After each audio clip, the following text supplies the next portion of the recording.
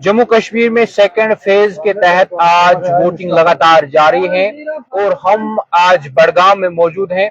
इससे कबल भी रिपोर्ट्स आप तक पहुंचाई, वोटर्स का रुझान भी आप तक पहुंचाया। आपको बता दें कि इस वक्त हम मौजूद हैं चरार शरीफ कॉन्स्टिट्यूएंसी के ब्रनवार इलाके में और यहाँ पर आप देख सकते हैं मेरे पीछे कतार लगी हुई है और ये सब अपनी बारी का इंतजार कर रहे हैं, वोट डालने के लिए आए हैं। वहीं पर आपको बता दे जो डेटा है 10:09 तक का, यहाँ पर अगर हम टोटल वोट्स की बात करें तो 999 हैं, जिनमें से कुल जो वोट हुए हैं, जो वोट पड़े हैं वो 212 हैं, जिनमें से 155 मेल हैं और 57 फीमेल हैं।